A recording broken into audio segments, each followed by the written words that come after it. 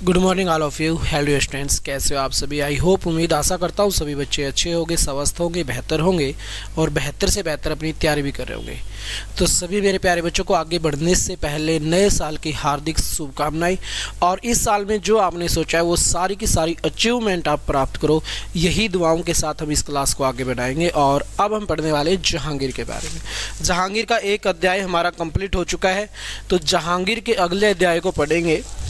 और last class के अंदर आपने जहांगीर की शादियां वगैरह सारी की सारी पढ़ ली थी। अब जहांगीर के कुछ प्रशासनिक कार्यों को हम चर्चा करेंगे भाई।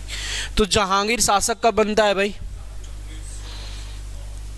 1605 में जहांगीर बना शासक, और कब तक रहा?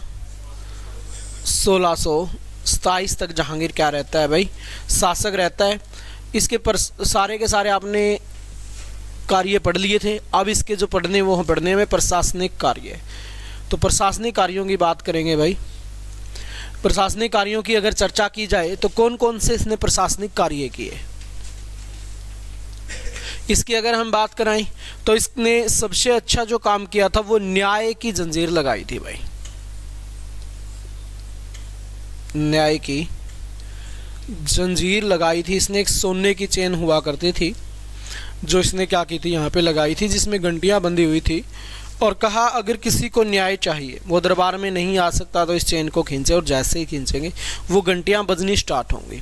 और जैसे ही घंटियां बज जाएंगी हमें पता चल जाएगा भाई किसी को न्याय की ज़रूरत है, तो उसके लिए क्या किया जाएगा? न्याय किया जाएगा। तो आपसे पूछा जाए इसका वर्णन कहाँ पे है? न्याय की जंजीर का जो वर्णन है वो कहाँ पे है भाई?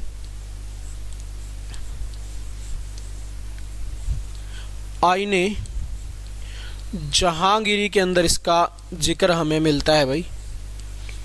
आईने जहांगीरी के अंदर हमें जिक्र मिलता है किसका? न्याय की जंजीर का। अब यहाँ पे सबसे बड़ा कारण ये बना था, इसने सोने की चैन लगा तो दी न्याय के लिए, लेकिन रीज़न ये बन गए कि बहुत सारे हिंदुओं को डाउट था कि अच्छे से हमारे साथ न्याय होगा या नहीं होगा। तो फिर क्या किया जाता है, एक हिंदू जज की नियुक्ति की जाती है भाई, ताकि किसी को भी ये ना लगे कि भेदभाव किया जाएगा। हिंदू जज की नियुक्ति की जाती है, और जिसका नाम क्या है? जिसका नाम है श्रीकांत। तो श्रीकांत नामक हिंदू जज की क्या की गई भाई? नियुक्ति यहाँ पे की गई थी, ताकि किसी को ये ना लगे हिंदुओं को कि भेदभाव हमारे साथ किया जा रहा है। इसी जहांगीर के द्वारा और क्या कार्य किया गया भाई?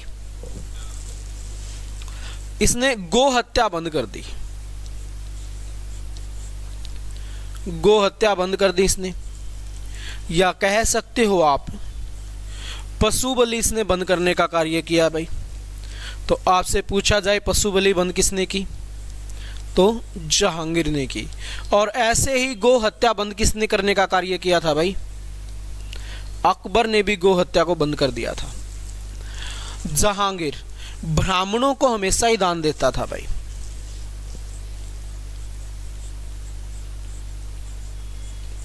ब्राह्मणों को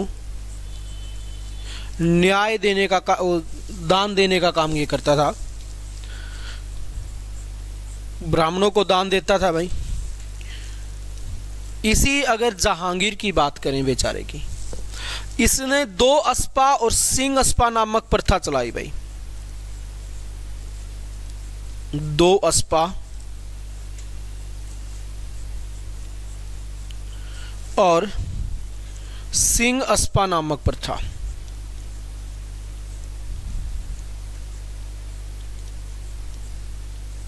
दो अस्पा और सिंह अस्पा नामक इसने प्रथा चलाई भाई। इसका मतलब क्या है? यहां पे जैसे हम अकबर की बात करें, अकबर क्या करता था? मनसबदार बनाता था भाई। क्या करता था वो? मनसबदार बनाता था। और मनसबदारी प्रथा शुरू की थी अकबर ने कब? 1567 के अंदर। क्या मतलब था उस मनसबदारी प्रथा का? वो पावरफुल होगा, मनसबदार दिया जाता था। इसने 2 अस्पा और सिंह अस्पा चलाई। इसने कहा कि भाई एक बंदे के पास जितनी सेना है उसके 2 गुने उसके पास क्या होने चाहिए?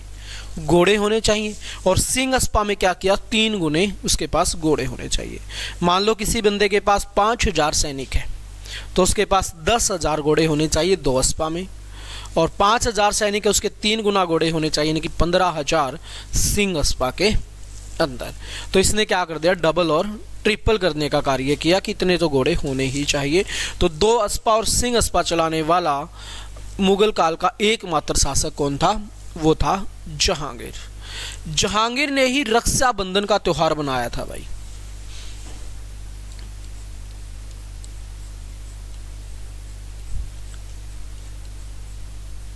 रक्षाबंधन का त्योहार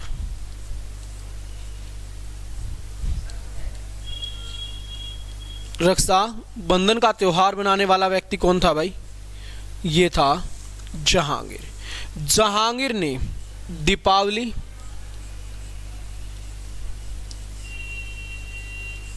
दशहरा, दीपावली और दशहरा पर हिंदुओं को परमिशन दी थी क्या करने की भाई, जुआ खेलने की। जुआ खेलने की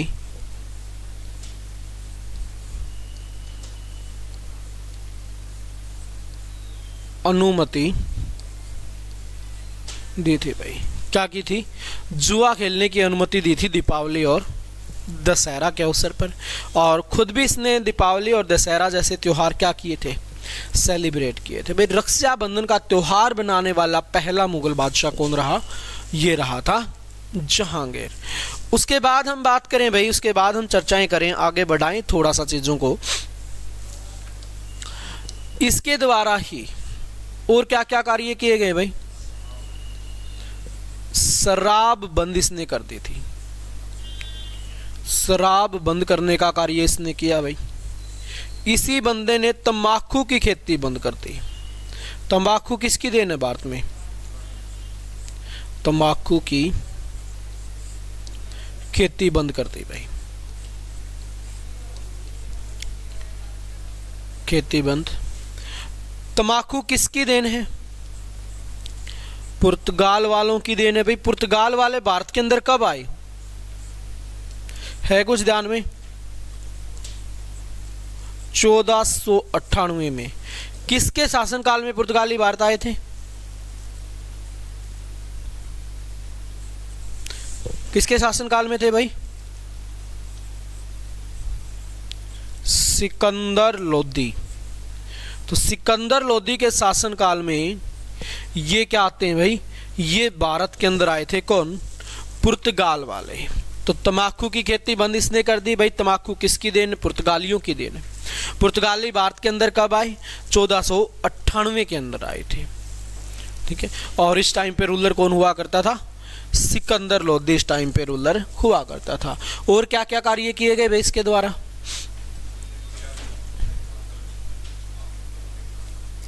आत्मकथा लिखता था जहांगीर। 2 व्यक्ति हुए मुगल काल में, एक बाबर और एक जहांगीर। दोनों क्या करते थे भाई, अपनी आत्मकथा लिखा करते थे, अपने बारे में लिखते थे। और बात की जाए दिल्ली सल्तनत के अंदर कौन सा शासक था जो अपनी आत्मकथा लिखता था, दिल्ली सल्तनत के अंदर था फिरोज शाह तुगलक। तो 3 व्यक्तियों के बारे में काफी क्वेश्चन आ जाते हैं। दिल्ली सल्तनत में एकमात्र हुआ जो फिरोज शाह तुगलक था। मुगल काल में 2 हुए, एक बाबर और एक जहांगीर, जो क्या लिखते थे, अपनी आत्मकथा ये लिखते थे भाई। तो इसने न्याय की जंजीर इसने लगाई भाई, जिसको आप क्या कह सकते हो, इसका जिक्र हमें कहाँ पे मिला, आईने जहांगीरी के अंदर इसका जिक्र मिला, जिसके अंदर क्या थी, लगभग 12 से 13 परंपराएं थी, 12 से 13 शर्तें इसके अंदर रखी गई थी।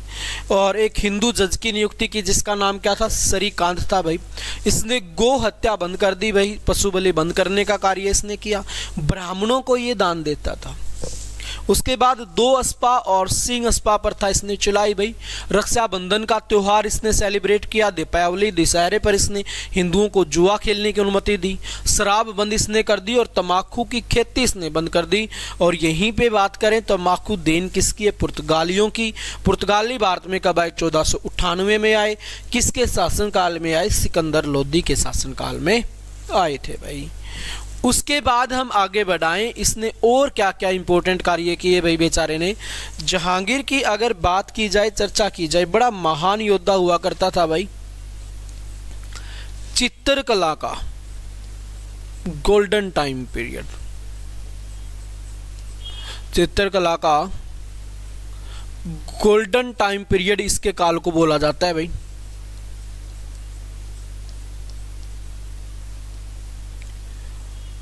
चित्रकला का गोल्डन टाइम पीरियड बोला जाता है किसके काल को? ये बोला जाता है जहांगीर के काल को भाई। यहीं पे बात करें, एक व्यक्ति हुआ करता था भाई सूरदास। आपसे क्वेश्चन पूछा जाता है सूरदास किसके समकालीन था? किसके समकालीन था भाई?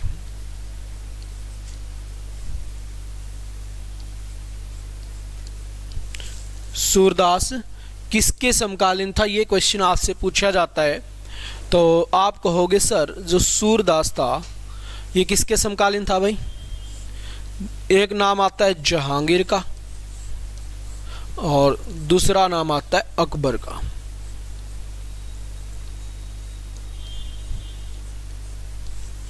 ठीक है, तो जो भी आपको ऑप्शन में मिले टिक कर देना। मैक्सिमम जो शासनकाल था वो जहांगीर के समय था। सूरदास का रचना क्या थी भाई? सूरसागर। क्वेश्चन इस तरीके से आएगा, सूरसागर के रचनाकार किसके समकालीन थे?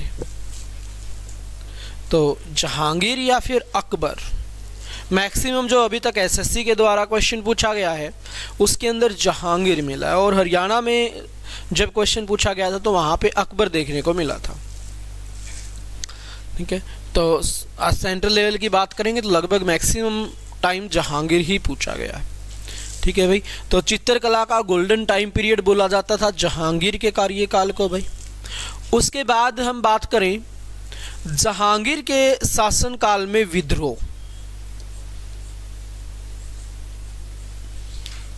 जहांगीर के शासनकाल में विद्रोह की हम बात करें भाई, तो जहांगीर के शासनकाल में विद्रोह किसके समय हुए? किसने किया था विद्रोह? जहांगीर का सबसे बड़ा होनहार पुत्र का नाम क्या था भाई? खुसरो था या खुरम था?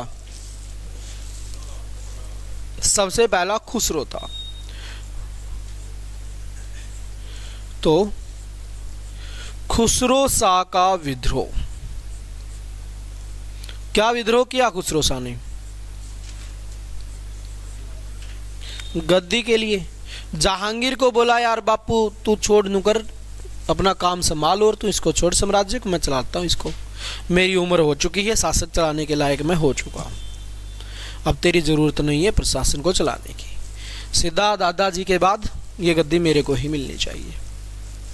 क्योंकि उसने सोचा बेचारी ने लगभग अकबर ने कितने साल शासन किया,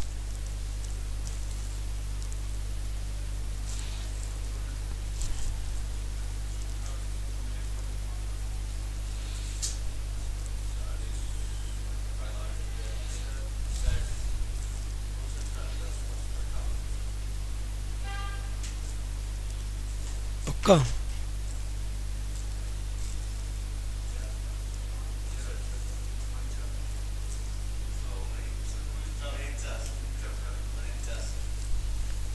लगभग 49 साल तक रूल किया था। इसने सोचा अगर जहांगीर भी इतने साल शासन करेगा तो अपना तो डमडमा हो लेगा, तब तक बात नहीं बने भाई ऐसे। तो बोला बापू तू घर बैठ जा, जरूरत नहीं है, तेरा पुत्र हो चुका है, इस काबिल संभाल लेगा सब कुछ। तो खुसरो शाह ने कर दिया विद्रोह। इसकी शुरुआत किसने की थी? पिता के खिलाफ पुत्र का विद्रोह की शुरुआत कौन से रूलर ने की थी? पिता के खिलाफ पुत्र का विद्रोह जहांगीर ने शुरू नहीं किया था। 1599 में पहली बार अकबर के खिलाफ विद्रोह नहीं किया। कहा था कि बापू यार बहुत दिन हो गए तनैब, तू गद्दी छोड़, मेरे को प्रशासन चलाना है। फिर अबुल फजल की भी हत्या करवा दी थी इसी चक्कर में। तो शुरुआत तो जहांगीर ही कर चुका है, अब जो भी आएगी औलाद वो क्या करेगी, तो लपेटेगी आते ही। तो इसने भी चाहा लेकिन बात नहीं बनी। खुसरो शाह का साथ किसने दिया भाई? सिखों का 5वां गुरु सिखों का पांचवा गुरु गुरु अर्जुन देव, गुरु अर्जुन देव ने क्या किया था भाई, इसका साथ देने का कार्य किया था। अब सिखों के पांचवें गुरु अर्जुन देव ने साथ दिया था खुसरो शाह का। जहांगीर के खिलाफ विद्रोह कर दिया तो फिर इसका दमन कौन कर देता है भाई, जहांगीर कर देता है। और खुसरो शाह को क्या करवा देता है, ये इसको करवा देता है अंधा। क्या करवा दिया भाई, इसको करवा दिया अंधा। अब अंधा करवा दिया किसको, खुसरो शाह को। किसने करवाया भाई, जहांगीर ने। सिखों का पांचवा गुरु अर्जुन देव इसके साथ क्या करेगा, इसको फांसी की सजा दे देगा भाई, इसको फांसी की सजा। तो खुसरो शाह का विद्रोह किसने किया, खुसरो शाह ने विद्रोह किसका किया भाई, जहांगीर का। जहांगीर ने सजा स्वरूप इसको क्या करवा दिया, अंधा करवा दिया। खुसरो शाह का साथ किसने दिया, सिखों के पांचवें गुरु अर्जुन देव ने दिया। और फिर हम बात करें यहाँ पे अर्जुन देव को क्या कर दी गई भाई, फांसी की सजा दे दी गई। उसके बाद हम बात करें भाई, जहांगीर को इस पे आ गई दया, दया आ गई तो इसका क्या करवा दिया भाई, इलाज करवा दिया, इसका इलाज करवा दिया। ये बात पसंद नहीं आई किसको, खुर्रम को। खुर्रम को लगा यार ये बैरी फिर आ गया, अब क्या बनेगा ये, दोबारा से राजा बनेगा अब तो ये पिताजी के बाद। तो परेशानी हुई और खुर्रम फिर इसकी क्या करवा देगा भाई, खुर्रम ने इसकी हत्या करवा दी। तो आज से पूछा जाएगा खुसरो शाह की हत्या किसने की थी, तो खुर्रम ने क्या करवा दी थी भाई, इसकी हत्या करवा दी थी। अर्जुन देव का उसी टाइम पे चैप्टर क्लोज हो चुका, फांसी की सजा मिल चुकी है। इसको अंधा करवा दिया, फिर इलाज करवा दिया, जहांगीर ने दया आ गई अपने पुत्र पर। फिर खुर्रम को अपने भाई पे दया आ गई, इसको मुक्ति दे दी कि तू चल भाई साहब, तू आराम से स्वर्ग में पहुंच, वहीं पे जा, तेरा वहीं पे है जो कुछ, यहाँ पे कुछ नहीं है। तो इसको वहाँ भेज दिया भाई। फिर कह दिया हुआ थोड़े दिन बाद बाबू नहीं भेज दूंगा, टेंशन ना ले बाबू बेटा वहीं रहना। तो यहाँ पे खुसरो शाह का दमन कर दिया भाई। उसके बाद जहांगीर की अगर हम बात करें भाई, जहांगीर के शासनकाल में अंग्रेज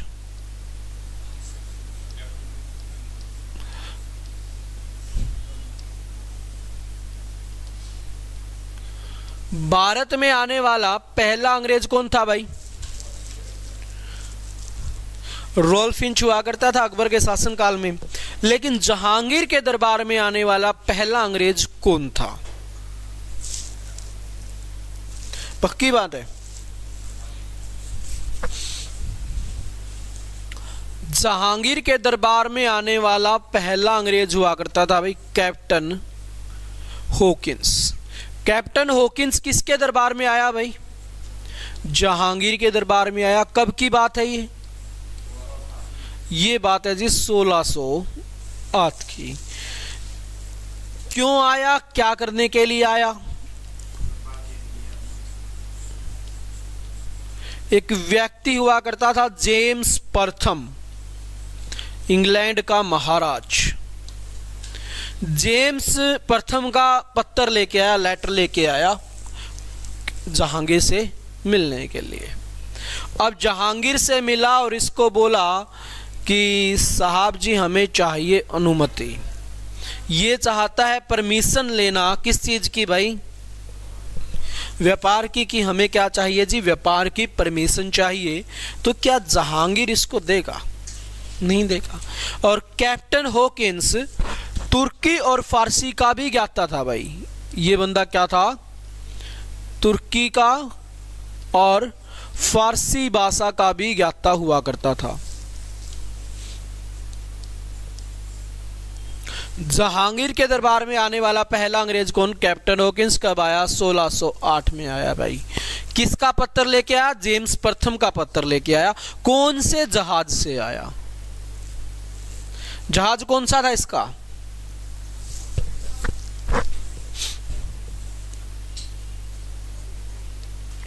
हेक्टर नामक जहाज भाई।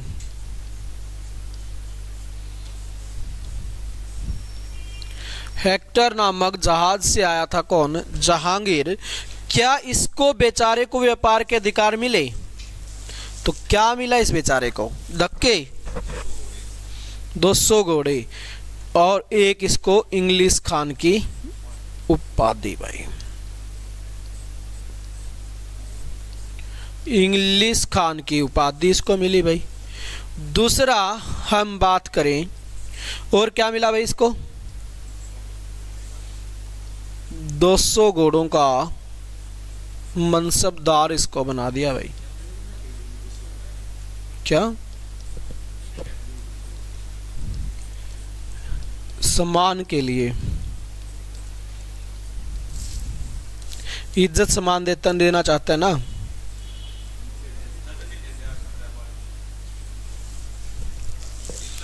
इतनी इज्जत भी नहीं देनी भाई, टेम टेम सी की ठीक होती है।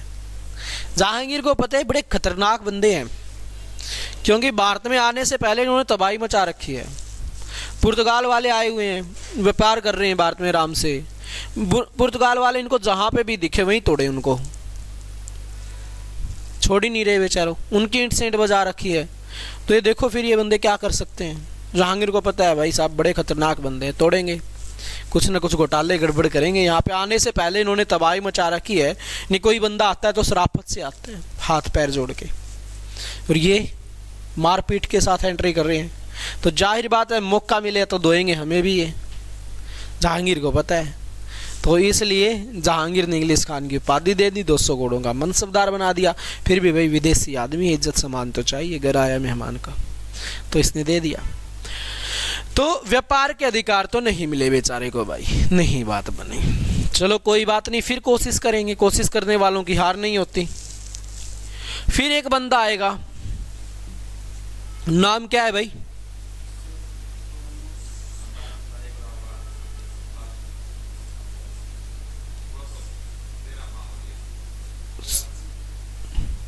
वो एलची का पद था भाई, इलायची नहीं था वो, पता नहीं केक के लिखे जाए तू भी यार। एलची का पद बनाया भाई, आदमी नहीं एलची, एलची का पद बना दिया। कब की बात है ये? 1613 में। इसमें कहा गया कि जो भी विदेशी अब भारत में आएगा उसको पहले क्या करनी पड़ेगी भाई? मुगल दरबार में अपनी सेवाएं, मुगल दरबार में अपनी सेवाएं देगा भाई। एलची का पद बनाया जहांगीर ने कब? 1613 में। कहा कि आपको क्या करनी है भाई? मुगल दरबार में अपनी सेवाएं देनी है। अगर भारत में आना है, कुछ बात डिमांड करनी है, रहना है, कुछ भी करना है, तो पहले हमें सेवा दो, उसके बाद फिर हम आगे की बातें करेंगे। फिर देखेंगे तुम बंदे कैसे हो, अच्छे हुए तो ठीक है, नहीं वापस भेज देंगे। तो उसके बाद भाई फिर 1615 कौन है? Sir Thomas Roe.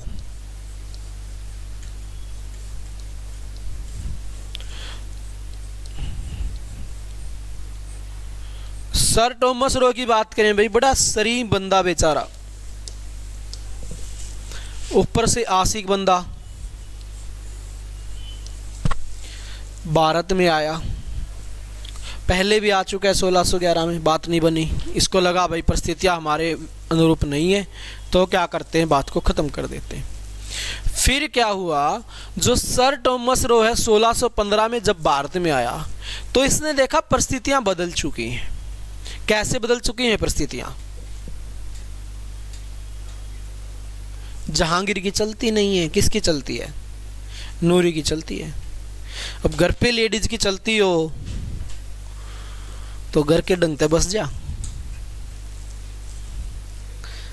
घरे कलेश हो डेली, ठीक है, ये रियलिटी है।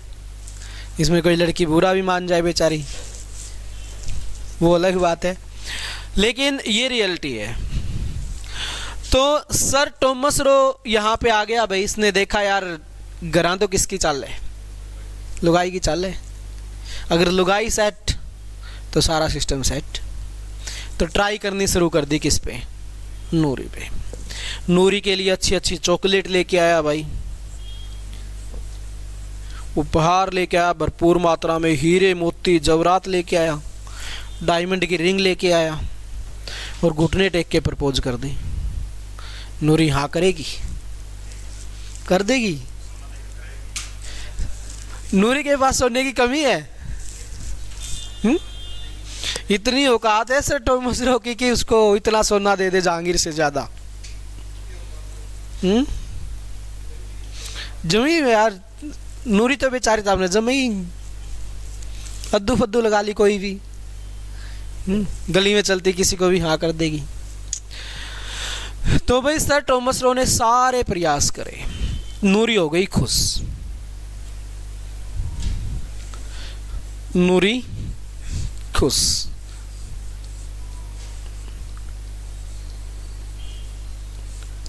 बोली जी देखो मैं वैसे तो शादीशुदा हूं, सेटिंग वेटिंग तो कर नहीं सकती, लेकिन आज से दोस्त हम पक्के हैं, दोस्ती हमारी मजबूत रहेगी। और दोस्ती में बोल तेरे को क्या चाहिए। अब सर टॉमस रो को क्या चाहिए था, व्यापार की अनुमति चाहिए जी, ज्यादा कुछ नहीं। बोला मेरे को ज्यादा कुछ नहीं चाहिए जी, जहांगीर से व्यापार की अनुमति दिला दो। अब व्यापार की अनुमति की डिमांड कर दी भाई, तो क्या जहांगीर इसको व्यापार की अनुमति देगा? अब नूरी ने जुबान दे दी, प्राण जाए पर वचन ना जाए। नूरी बोली टेंशन मत ले, तू आज से मेरा पक्का दोस्त है, तेरे लिए ये समझो तेरा काम हो गया। इसको लेके गई जहांगीर के दरबार में।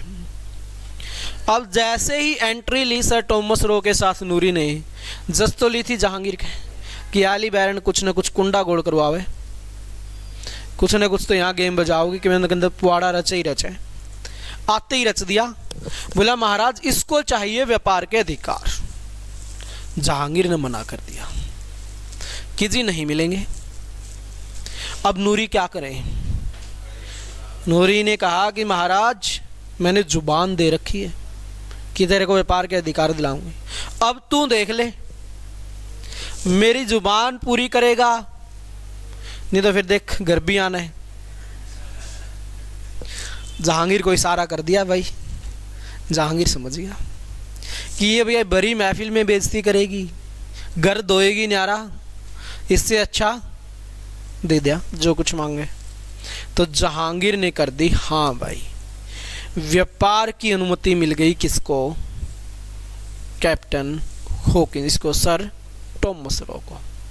जहांगीर की सबसे बड़ी गलती थी ये, इनको व्यापार के अधिकार देना। सर टॉमस रो को क्या मिल गई भाई?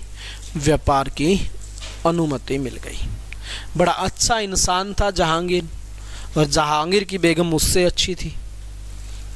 ठीक है, तो यहाँ पे अंग्रेजों को क्या मिल गई भाई? व्यापार के अधिकार मिल गए। अब ये क्या करेंगे?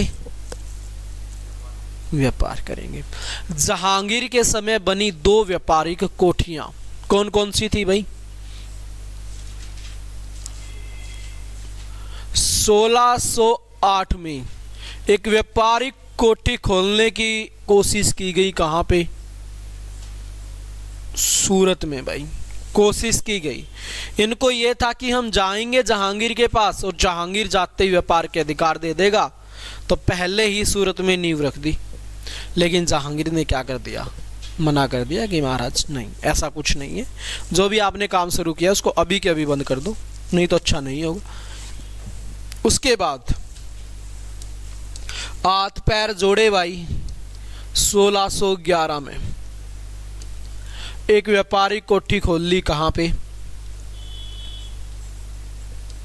मुसलीपट्टनम में। ईस्ट इंडिया कंपनी की पहली अस्थायी व्यापारिक कोठी भाई,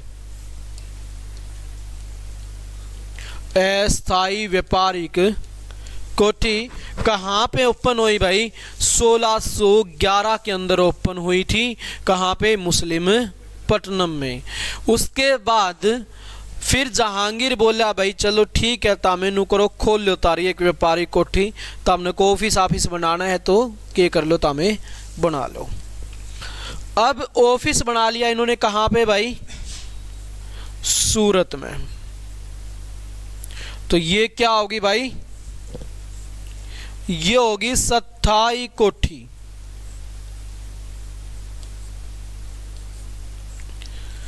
क्या होगी भाई? स्थाई कोठी। तो 1613 में सूरत में क्या की गई भाई? स्थाई कोठी ओपन कर दी गई। तो पहली अस्थाई व्यापारी कोठी कौन सी है भाई? मुसलिपट्टनम में। पहली स्थाई कोठी कौन सी है? सूरत में। उसके बाद जहांगीर बेचारा क्या है, चल बसा भाई। और अगला शासक कौन बना? शाहजहां। शाहजहां बड़ा अच्छा इंसान है भाई। तो अगला शासक बनता है भाई आपका होनहार बंदा शाहजहां। शाहजहां का मतलब है विश्व का शहंशाह भाई। कब रूल करता है ये? कब तक रहेगा? 58 तक या 57 तक? 1658 तक भाई। शाहजहां का अर्थ क्या है? विश्व का शहंशाह भाई। वर्ल्ड विक्टर इसको कहा जाता है। अब यहां पे बात करें भाई बेचारे शाहजहां की, तो इसका वास्तविक नाम क्या था भाई? वास्तविक नाम था इसका बेचारे का खुर्रम भाई। और आपसे एग्जामिनर क्वेश्चन पूछ लिया जाता है कि खुर्रम किस नाम से गद्दी पे बैठा था? शाहजहां के नाम से गद्दी पर बैठा था भाई। जहांगीर की दूसरी औलाद थी ये। पहली कौन थी? खुसरो, और दूसरी कौन थी? खुर्रम। सयार और परवेज का काम सेट कर ही चुका है कौन? खुर्रम। खुर्रम ने किया था सबका तबादला। अब बात करें शाहजहां की भाई। शाहजहां के शासनकाल को कहा जाता है क्या? स्थापत्य कला का स्वर्ण काल। कला का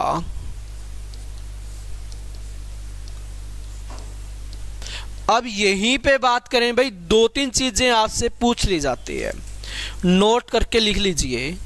जैसे आपसे क्वेश्चन पूछा जाता है भाई, इतिहास का गोल्डन टाइम पीरियड किसके काल को बोला जाता है? इतिहास का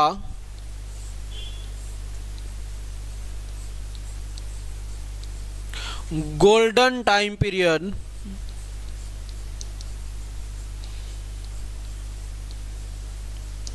किसके काल को बोला जाता है? ये बोला जाता है भाई गुप्त काल को। उसके बाद हम बात करें भाई, अगला क्वेश्चन,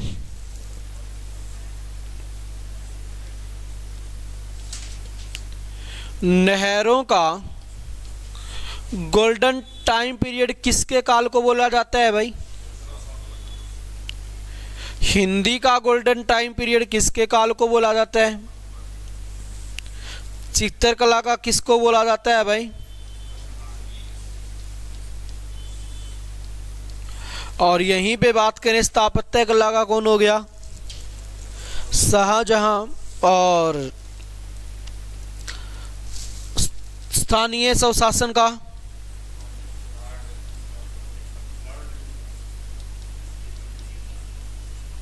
स्थानीय स्वशासन का भाई लॉर्ड रिपन। पक्की बात है, सोच लो भी। और नगर निगम का भाई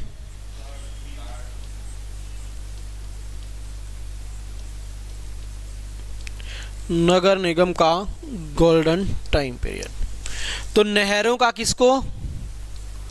फिरोज शाह तुगलक भाई, क्या खास बात थी फिरोज शाह तुगलक की? और ब्राह्मणों पर जजिया कर लगाया, और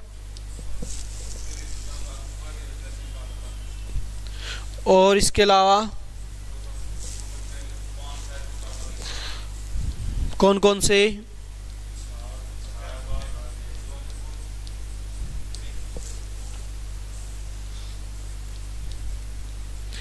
मध्यकालीन भारत का शिक्षा का सबसे बड़ा केंद्र भाई जौनपुर। जौनपुर को क्या कहा जाता है? जौनपुर को कहा जाता था हिंद ए सिराज। शिक्षा का सबसे बड़ा क्षेत्र माना गया था किसको? जौनपुर को भाई। प्राचीन भारत के शिक्षा के सबसे बड़े केंद्र कौन से थे भाई? तक्षशिला और नालंदा को नष्ट किसने किया था? कौन था? बख्तियार खिलजी।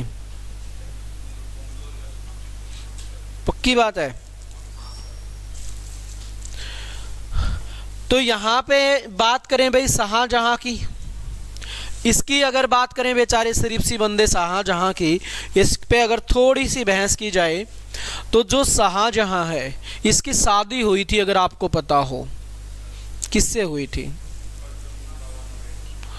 अर्जुन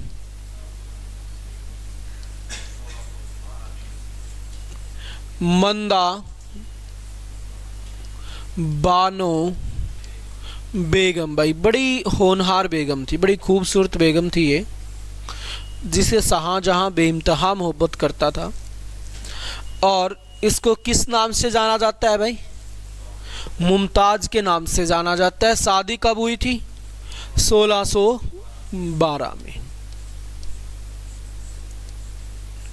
मुमताज के नाम से इसको जाना जाता है भाई।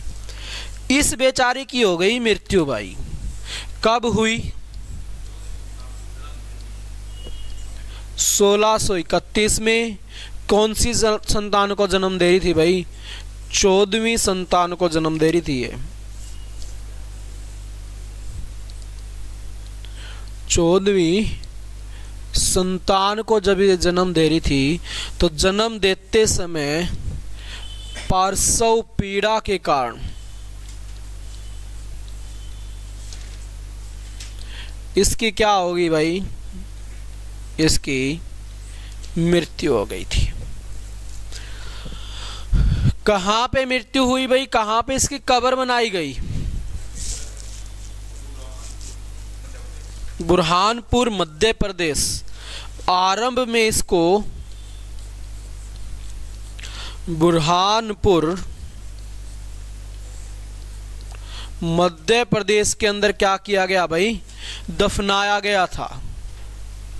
बुरहानपुर मध्य प्रदेश में क्या किया गया भाई? इसको दफनाया गया। कब की बात है? 1631 की बात है।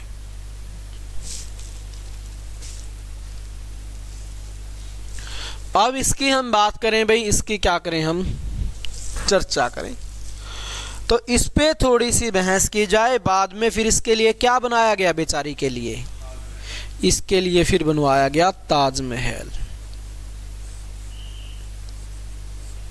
शाहजहां कहा जाता है इसे बेइंतहा मोहब्बत करता था, और इसी की याद में क्या बनवाया गया?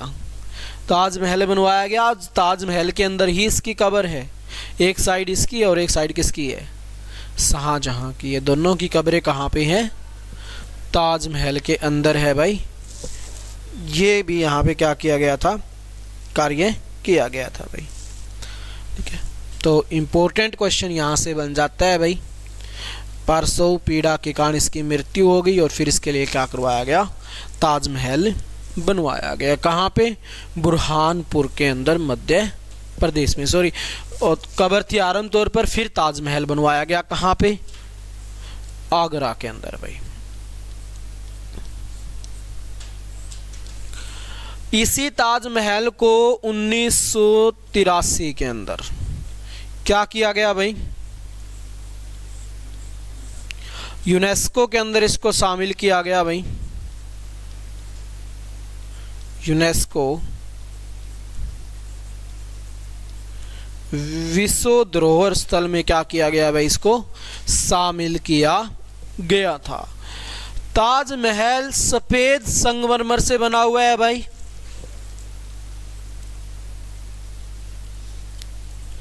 सफेद संगमरमर कहां से लाया गया,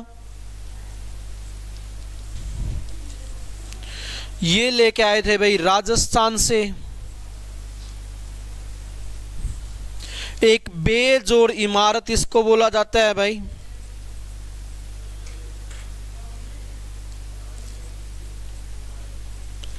बेजोड़ इमारत इसको बोला जाता है भाई। ताजमहल का गुंबद किसने बनाया था, वेरिनियो जियो नाव के द्वारा क्या किया गया भाई, इसके गुंबद का निर्माण कार्य किया गया वेरी नियो जियो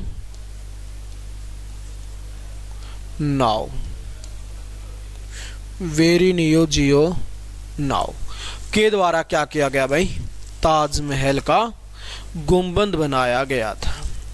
ठीक है, इसके अंदर तुर्की, फारसी, हिंदू सबकी क्या है, कल्चर का प्रयोग किया गया है भाई। ठीक है, सारी की सारी जो संस्कृति है वो क्या कर रखी है, इसमें शामिल कर रखी है। और विश्व के 7 अजूबों में से एक अजूबा किसको माना गया, ताजमहल को माना गया। इस जैसी इमारत दुनिया में कहीं पे भी नहीं है। ठीक है, इकलौती एक ही इमारत है और आज भी इसकी सुंदरता वहीं पे है जो उस दिन थी। ठीक है, अब अलग अलग व्यक्तियों के द्वारा अलग अलग टिप्पणियां की जाती है कि यहाँ पे शिव जी मंदिर हुआ करता था, यहाँ पे फलानी चीज़ हुआ करती थी, यहाँ पे दखड़ी चीज़ हुआ करती थी। शिव जी मंदिर को ध्वस्त किया गया और ताजमहल बनाया गया। ठीक है, तो उसके अलावा और भी बहुत सारे जो शाहजहां था इसके द्वारा क्या करवाए गए थे भाई, निर्माण कार्य करवाए गए थे। ठीक है, बेजोड़ इमारत का मतलब है कि इसमें चूना मिट्टी का प्रयोग नहीं किया गया है, पत्थर को पत्थर काट के जोड़ा गया है भाई। ठीक है, पत्थर में पत्थर जोड़ रखा है इसने। जैसे आपने ब्लॉक ईंट देखी होंगी या फिर जो ब्रिज वगैरह बनते हैं उनकी जो दीवारें बनाई जाती हैं वो भी कैसे बनती, उनमें सीमेंट का प्रयोग नहीं होता, उनमें क्या होते हैं, कट से बनाए होते हैं जो एक दूसरे में क्या हो जाते हैं, फंस जाते हैं, ढांचा टाइप जिसको हम बोलते हैं, जिससे वो दीवार पूरी खड़ी रहे। ठीक है, तो ऐसे ही ये क्या है, एक बेजोड़ इमारत है भाई। ठीक है, यहाँ तक कोई श्रद्धा है पूछने की तो पूछ लो भाई, कोई आपकी असीम इच्छाएं हो तो पूछ सकते हो। ठीक है, बाकी एक बार फिर से आप सभी को हैप्पी न्यू ईयर, और ये साल आपके लिए खुशियों का भंडार हो और कोई ना कोई छोटी मोटी आपको एक नौकरी जरूर मिल जाए। अब नौकरी मिल जाएगी तो छोकरी भी मिल जाएगी। ठीक है, अब अभी उम्र भी तो तुम्हारी छोटी है ना।